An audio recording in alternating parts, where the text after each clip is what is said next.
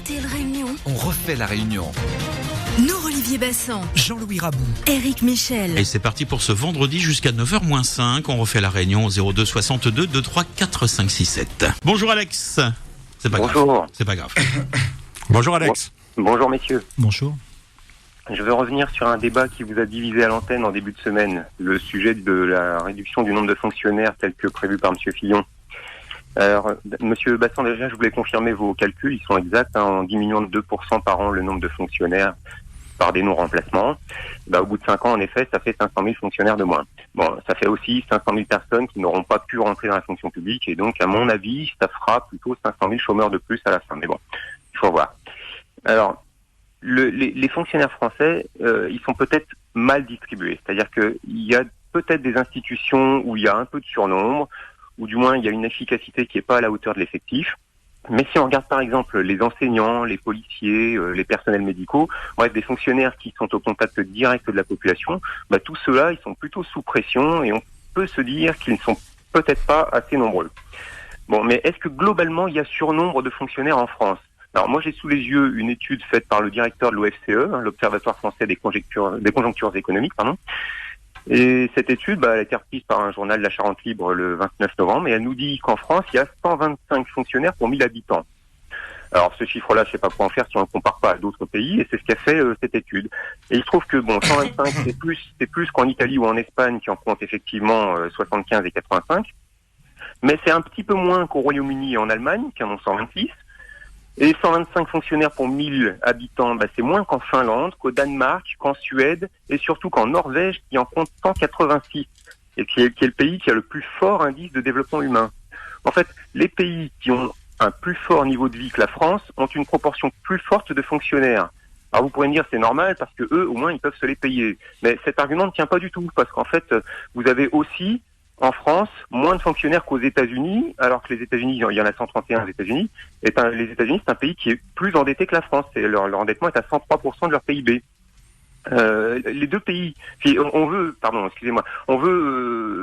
aussi nous dire que c'est pour réduire les impôts qu'on va diminuer le nombre de fonctionnaires. Mais là aussi, les prélèvements sociaux, les prélèvements en France, pas sociaux, en général, ils sont à un certain niveau que tout le monde juge trop élevé en France, mais par rapport à d'autres pays, les pays qui se portent le mieux en Europe en ce moment, c'est la Norvège et la Suisse. Et il se trouve qu'ils ne sont pas entrés dans l'Union européenne. Et ensuite, ceux qui se portent le mieux dans l'Union européenne, ce sont la Suède, le Danemark, qui ont refusé d'entrer dans l'euro. La Norvège, la Suède, le Danemark sont les 3 pays qui ont le plus fort prélèvement obligatoire du monde. Alors, on cherche des économies en France, et sur demande de la Commission européenne, on s'en prend à nos fonctionnaires. C'est une mauvaise cible. Les Français sont très attachés à leur service public. Et c'est pas tout récent, ça date pas du CNR d'après la guerre, ça remonte au XIIIe siècle, sous Louis IX, Saint-Louis, qui déjà faisait soigner gratuitement les plus pauvres. En fait, ce sujet-là des fonctionnaires, ça sert à diviser les Français. Ça crée des animosités avec des millions de fonctionnaires et leurs familles d'un côté, et de l'autre côté, des millions de Français qui travaillent dans le secteur privé ou qui trouvent pas de travail. Merci Alex, bonne journée à vous sur RTL Réunion. À très bientôt. Merci Alex. Alex parle des fonctionnaires, il les défend. Je sais pas s'il lui-même est fonctionnaire, je ne le connais pas. Mais j'ai envie de dire que les fonctionnaires, c'est un levier pour faire des économies, ça, qu'on le veuille ou non.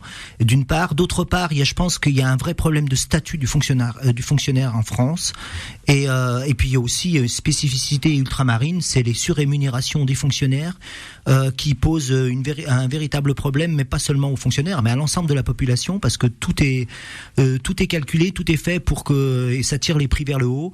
Et prendre un loyer à La Réunion, c'est compliqué, voilà. Et je pense que ça, c'est une réalité. On peut après tergiverser longtemps sur le statut, sur le fonctionnaire et sur son nombre, mais il y a des réalités qui sont incontournables et sur lesquelles on devra agir. Et j'espère que le prochain gouvernement agira en conséquence. Je reviens sur Alex qui nous parle de 500 chômeurs potentiellement de plus. Non, pas du tout, parce qu'il a bien étudié les chiffres de l'OFCE. La réalité aujourd'hui concrète, c'est que dans les 500 000 fonctionnaires, chômeurs de plus, 500 000, oui, 500 000. Pas 500. Vous avez 500 000 chômeurs de plus. Chez les fonctionnaires, vous avez les fonctionnaires qui sont titulaires, les agents titulaires de la fonction publique, d'État, hospitalière ou territoriale, et puis les non titulaires. Donc celles et ceux qui viendront remplir des missions seront embauchés sur des CDD, évidemment, ce qui arrangera tout le monde. Sur RTL Réunion, On refait la réunion. nous Olivier Bassan, Jean-Louis Rabou. Éric Michel.